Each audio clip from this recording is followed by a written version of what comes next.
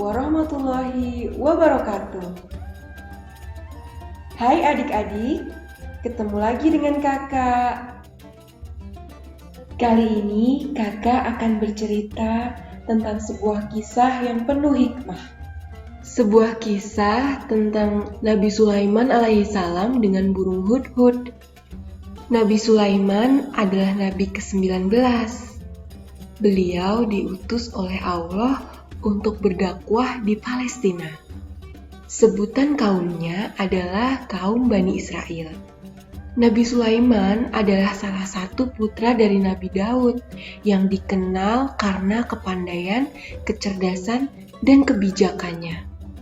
Salah satu mukjizatnya yang termasyhur adalah beliau mampu berbicara dengan binatang loh. Beliau juga memiliki tentara dalam jumlah yang sangat besar. Tentaranya tak hanya dari golongan manusia saja, tapi juga golongan hewan dan jin.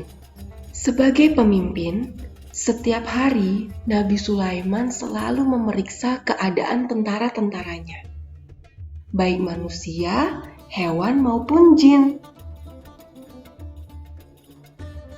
Suatu hari, saat beliau memeriksa markas tentara hewan, Nabi Sulaiman tak menemukan burung hudhud.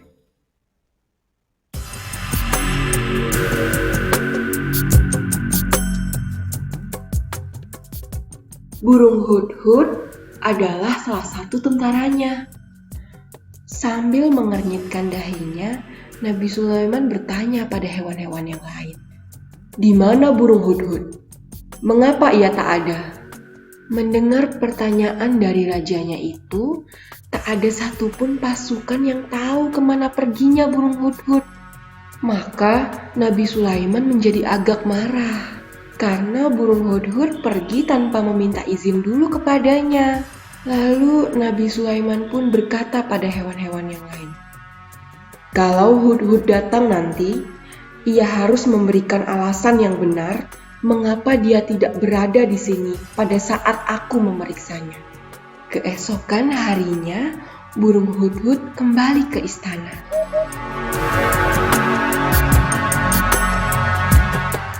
Semua kawan-kawannya menceritakan bahwa Nabi Sulaiman marah karena ia tak ada di istana saat Nabi Sulaiman memanggilnya. Kawan-kawan hudhud lantas memperingatkannya untuk memberikan alasan yang jujur dan kuat mengapa ia pergi seharian, sehingga Nabi Sulaiman tidak semakin marah dibuatnya. Hudhud pun akhirnya datang menghadap kepada Nabi Sulaiman dengan perasaan cemas.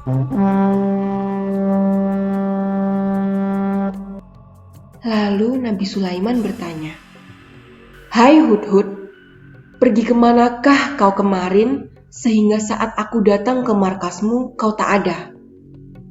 Hudhud lalu menjawab, "Ya Raja, kemarin saya telah bertemu dengan seekor burung hudhud lain. Burung itu tidak berasal dari negeri kita, melainkan dia berasal dari sebuah negeri yang jauh, yaitu negeri Saba.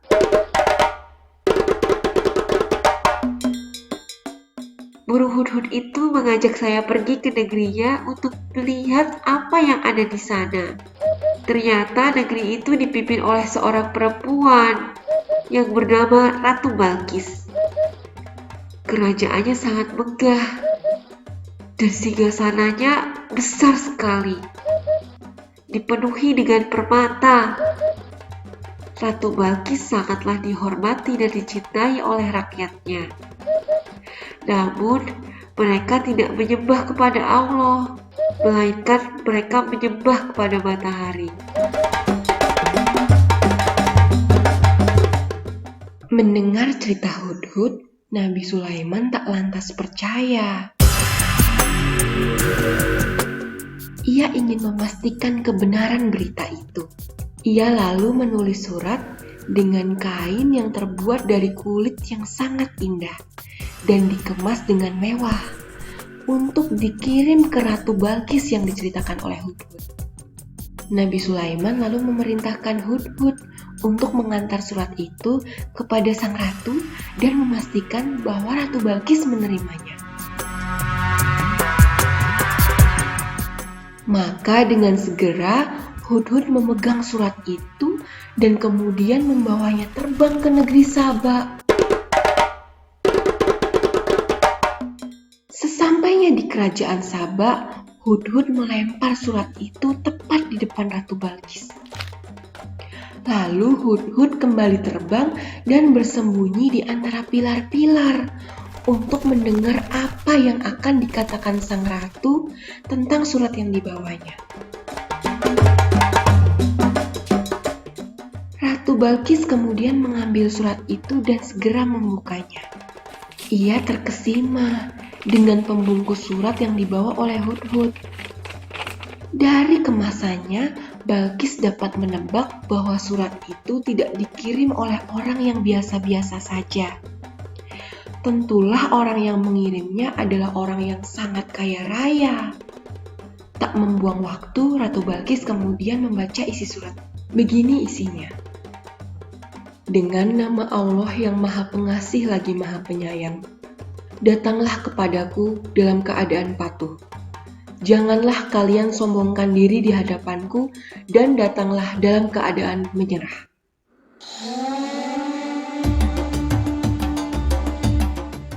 Burung Hudhud utusan Nabi Sulaiman masih bersembunyi di kerajaan Ratu Balkis. Ia mendengar Ratu Balkis berbicara kepada pengawal-pengawalnya. Ini ada surat yang agung datang kepadaku dari seorang raja bernama Sulaiman yang berasal dari negeri Palestina. Ia meminta aku dan kalian semua untuk tunduk kepadanya.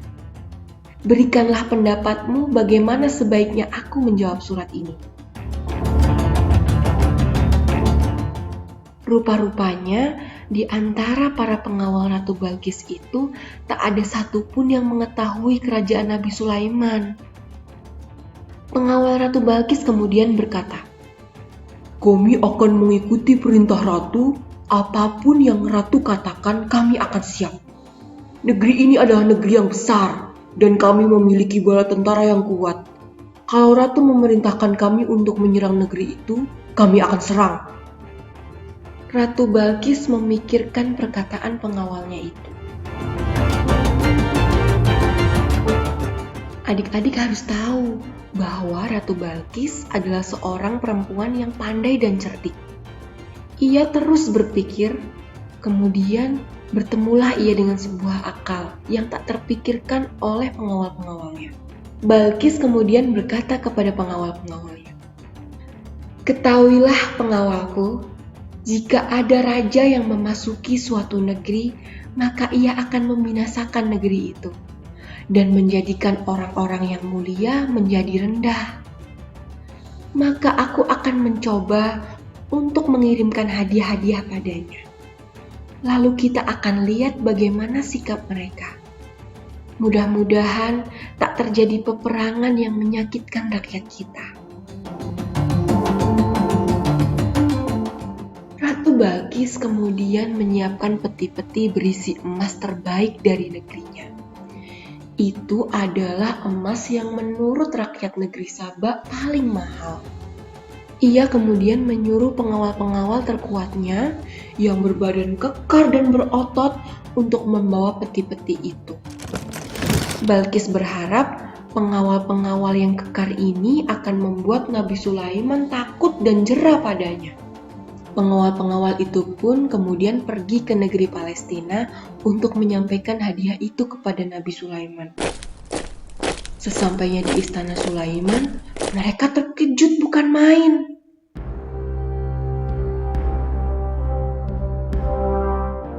Karena istana Sulaiman jauh lebih besar dan lebih indah daripada istana ratu mereka.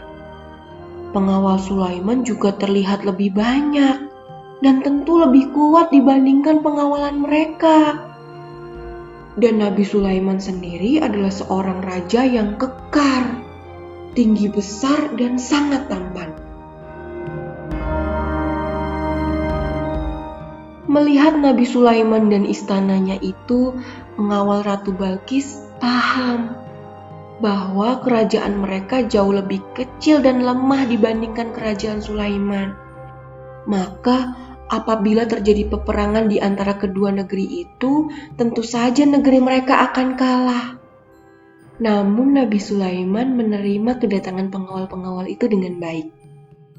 Ia kemudian membuka isi dari peti yang mereka bawa. Sambil tersenyum, Nabi Sulaiman berkata, "Apakah kalian akan menggiurkan aku dengan harta ini? Apa yang Allah berikan kepadaku jauh lebih baik dari apa yang kalian miliki.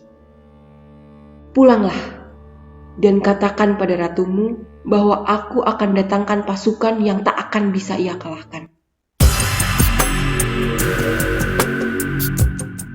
Mendengar perkataan itu, pulanglah mereka ke negeri Saba dengan membawa peti-peti berisi emas. Sesampainya di istana Ratu Balkis, mereka langsung menceritakan apa yang mereka lihat dan alami di negeri Sulaiman. Diceritakan bahwa Nabi Sulaiman adalah seorang raja yang sangat agung. Kerajaannya sangat indah dan besar. Pengawalnya juga sangat kuat. Tak hanya dari bangsa manusia seperti mereka, tapi juga bangsa jin dan hewan-hewan pun juga tunduk kepadanya. Sehingga bila kita melawan kerajaan Sulaiman itu, kita tak akan bisa memenangkan peperangan itu, ya Ratu. Begitu kurang lebih kata pengawal-pengawal ini. Ratu Balkis kemudian bertanya kepada penasihat dan seluruh pengawalnya, "Kita semua telah mendengar cerita dari pengawal terbaik yang aku kirimkan kepada Sulaiman. Menurut kalian, langkah apa yang harus kita lakukan sekarang?" Tanpa waktu yang lama, mereka semua sepakat menjawab, "Sudah Ratu, sebaiknya kita menyerah saja. Toh raja itu hanya ingin kita beriman kepada Tuhannya.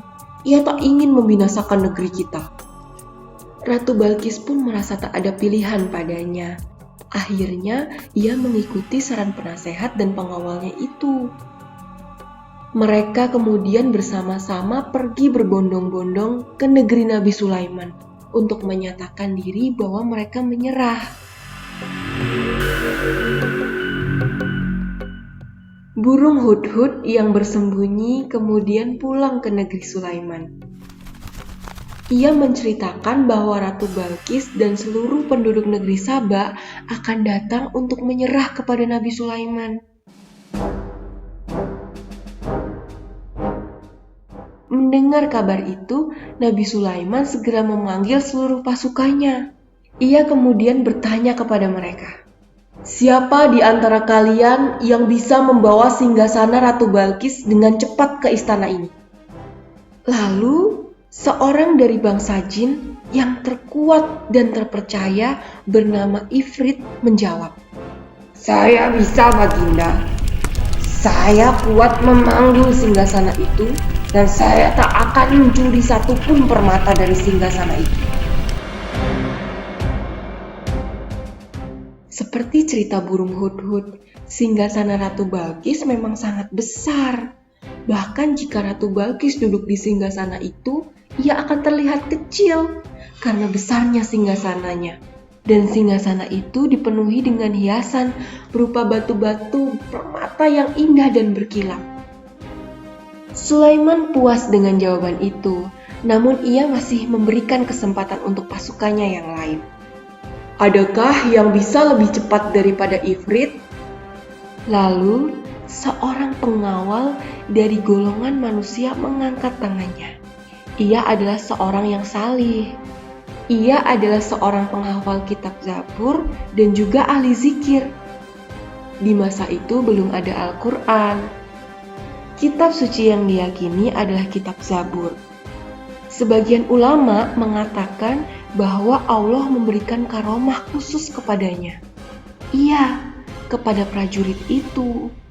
Prajurit itu kemudian berkata kepada Nabi Sulaiman, "Ya Nabi, saya bisa datangkan singgasana itu sebelum matamu berkedip." Maka Sulaiman pun setuju.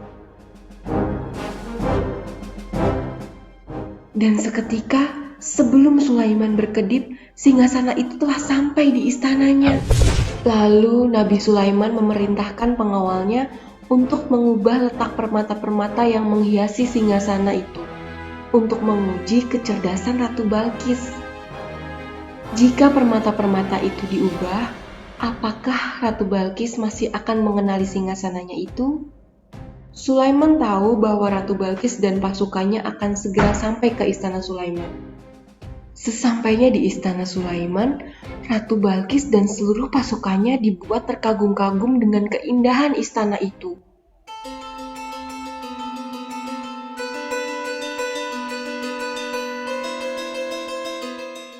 Pada masa itu, tak ada istana seindah istana Nabi Sulaiman yang pernah mereka lihat di negeri manapun. Bangunan itu terdiri dari kaca-kaca yang indah.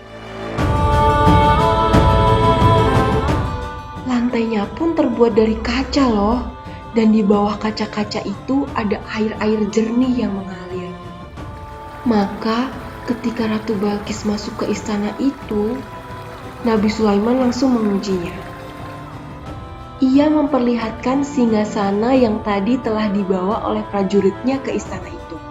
Nabi Sulaiman berkata, "Apakah seperti ini singgasanamu?" Ratu Balkis terheran. Ia kemudian menjawab, "Seperti ini, tapi entahlah, saya ragu." Balkis ragu bahwa itu adalah singgasananya, karena ada beberapa permata yang telah diubah-ubah tempatnya. Namun, karena kecerdasannya, Balkis akhirnya yakin bahwa itu adalah singgasananya yang dengan ajaib telah sampai lebih cepat daripada kedatangannya, dan telah sempat diubah-ubah posisi permatanya. Hal ini membuat Balkis semakin kagum dengan kehebatan Nabi Sulaiman. Kemudian Nabi Sulaiman mengajak Ratu Balkis masuk ke dalam salah satu ruangan yang terindah di kerajaan itu. Dalam ruangan itu, keseluruhan dindingnya terbuat dari kaca yang bersih. Lantainya juga terbuat dari kaca yang mengilap. Dan air yang jernih mengalir di bawah lantai itu. Karena begitu jernihnya lantai kaca itu, Ratu Balkis sampai-sampai mengangkat bawah gaunnya hingga tersingkap, terangkat sampai ke betis. Ia takut gaunnya itu akan basah oleh air. Melihat hal itu, Nabi Sulaiman pun berkata, "Sesungguhnya itu adalah kaca. Gaunmu tak akan basah oleh air." Ratu Balkis dan pasukannya dibuat kagum dengan kebesaran dan kekayaan kerajaan Nabi Sulaiman. Nabi Sulaiman pun berkata bahwa semua kekayaan yang ia miliki adalah pemberian dari Allah Subhanahu wa Ta'ala, Tuhan yang ia sembah. Maka dengan itu, akhirnya Ratu Balkis dan seluruh rakyat negeri Sabah beriman kepada Allah. Ratu Balkis dan Nabi Sulaiman pun menikah. Dari pasangan ini lahirlah 3 keturunan yang nantinya akan diangkat oleh Allah menjadi nabi selanjutnya.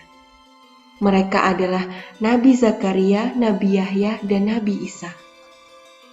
Sekian kisah Nabi Sulaiman dengan burung hudhud.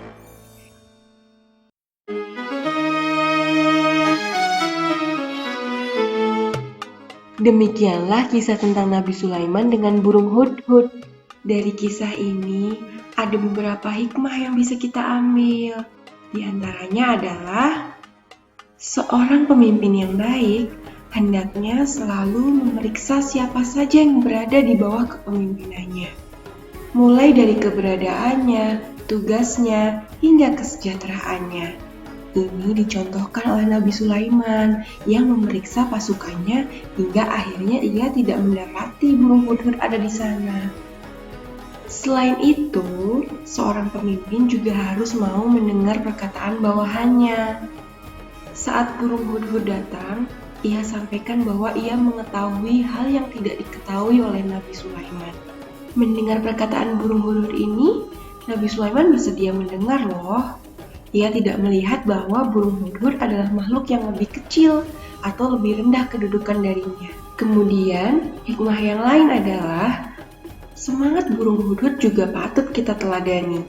Burung hudhud dengan antusias mengabarkan bahwa ada orang-orang yang menyekutukan Allah. Dan yang terakhir, kita harus selalu berhati-hati ketika menerima kabar. Walau pada akhirnya diketahui bahwa burung hudhud itu jujur, namun sebelumnya Nabi Sulaiman bersikap hati-hati. Ia tak langsung percaya pada burung hudhud. Nabi Sulaiman memutuskan untuk memeriksa kebenaran kabar itu sebelum mempercayai dan mengambil langkah.